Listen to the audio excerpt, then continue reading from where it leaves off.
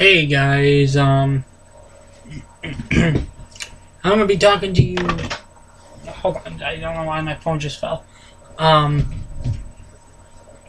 want to talk to you guys about Summerslam, WWE Summerslam. I got the WWE Network, which is only $9.99 a month. I may throw that out there, but so I'm gonna get to every match in no particular order. The first one I'm gonna talk about is my reaction to Randy Orton versus Brock Lesnar.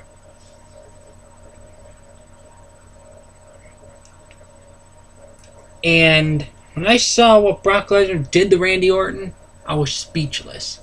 What Brock did was very uncalled for.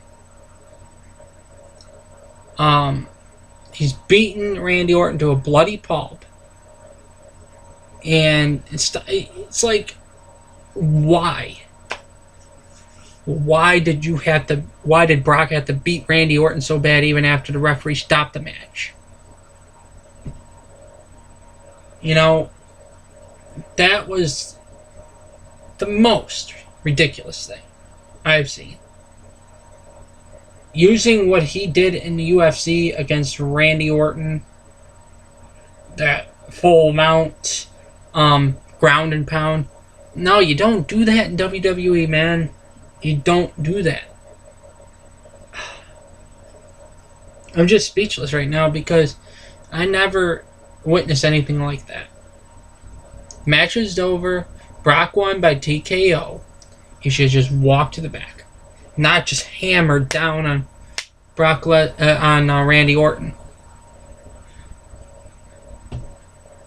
It's what, you know.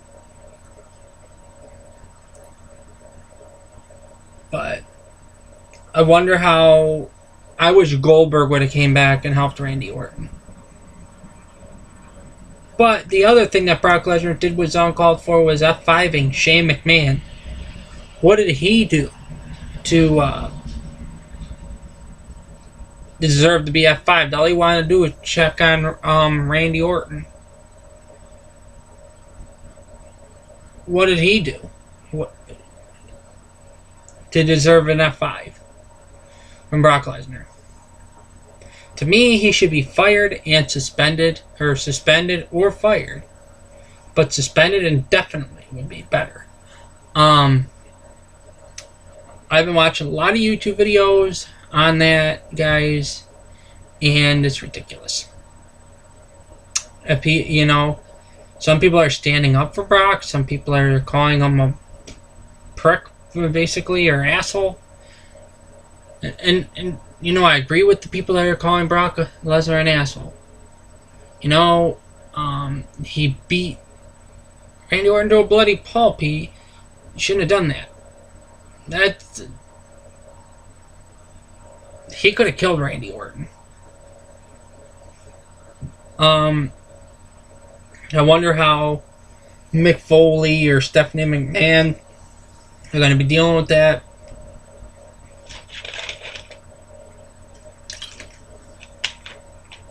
Tonight on Raw.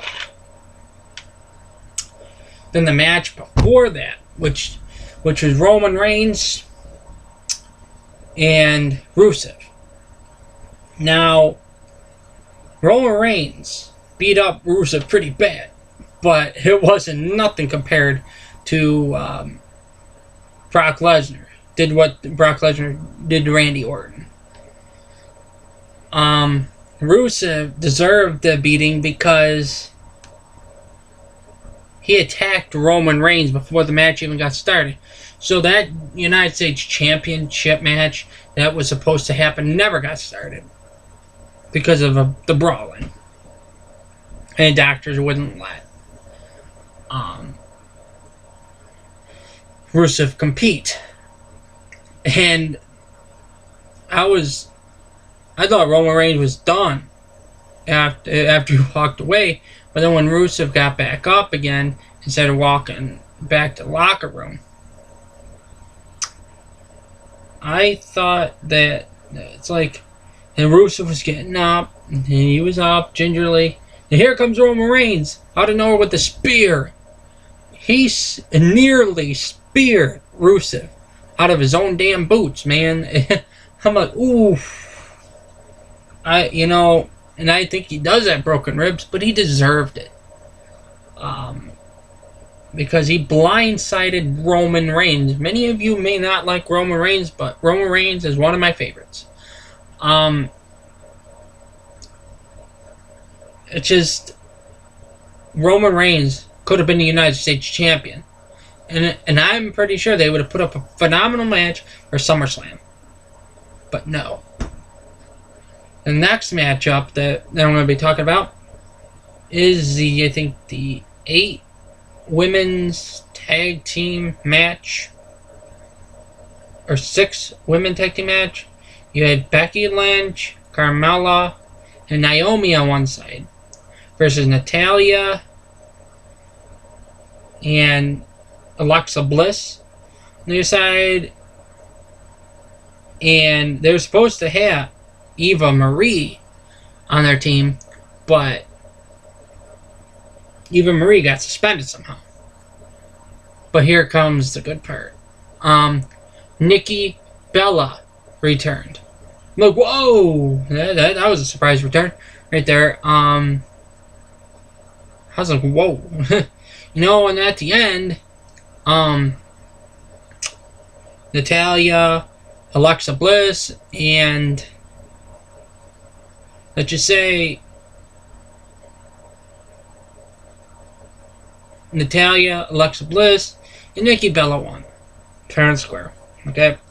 And then, the next match I'm going to be talking about is Big Cass and Enzo Amore. And they went up against Jericho. The thing is, what I didn't like about that match, this was in the beginning of SummerSlam. They blindsided Enzo and Cass. It was when the match started, but they were double teaming Enzo in the beginning. When the bell first rang, they were on top of Enzo, and then Big Cass tried to get in, and then so I don't think that Jericho should have won. I think Enzo and Cass should have won, to be honest with you.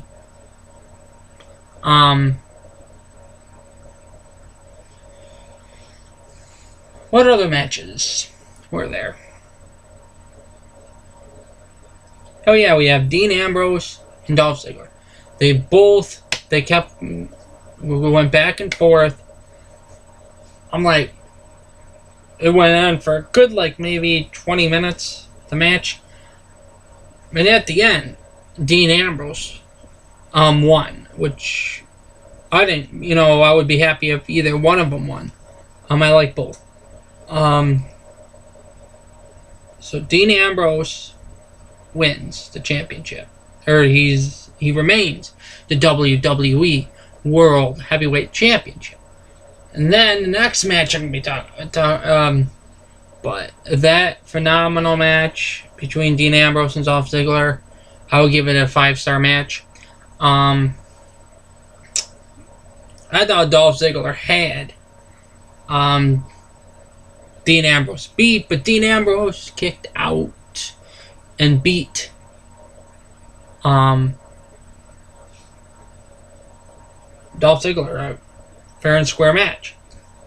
So that was a good match. Then the next match I'm going to be talking about is Finn Balor versus Seth Rollins for the newly WWE Universal Championship. What a match. It went back and forth. And I'm like, this is good. This is a good match. But then finally, Seth Rollins hit the pedigree, and Finn Balor kicked out. No surprise. And this was the first time watching Finn Balor compete as the Demon King. And I was impressed. And so then what happened after Seth Rollins hit the pedigree and Finn Balor kicked out, Finn Balor hit the coup de grace and pinned Seth Rollins with a 1, 2, 3 and became the new WWE Universal Champion. And to be honest, I was pulling for Finn Balor.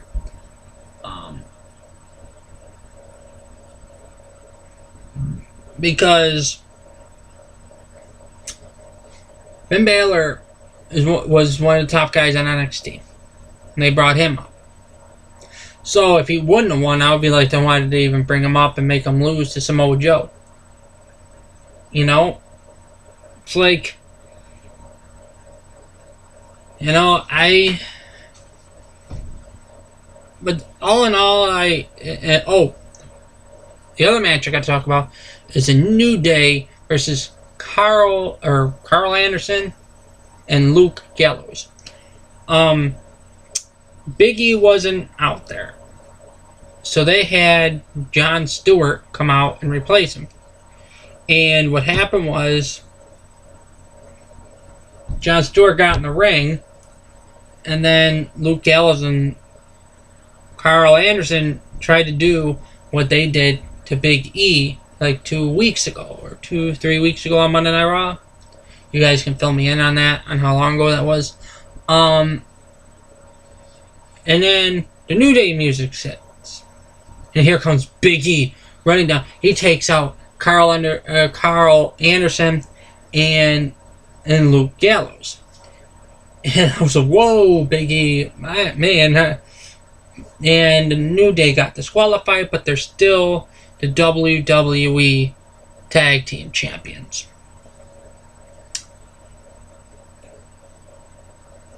The other, I keep forgetting matches. The other match that I definitely need to talk about, which was really a good match between John Cena and AJ Styles. It was a phenomenal match. Using phenomenal. But at the end, AJ Styles won. I was hoping John Cena won.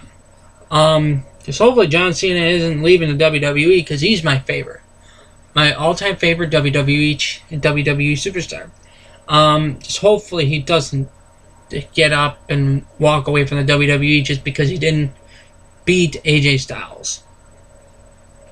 He left his never give up armband in the center of the ring.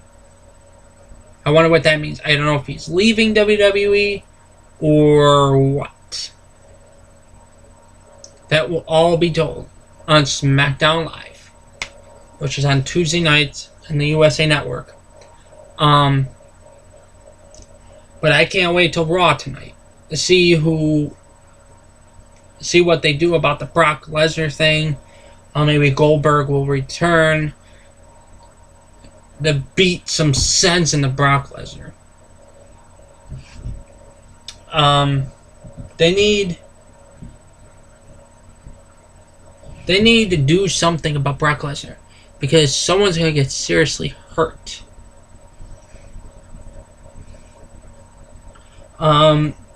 Many people, back to Brock Lesnar and Randy Orton, many people say it was fake. No.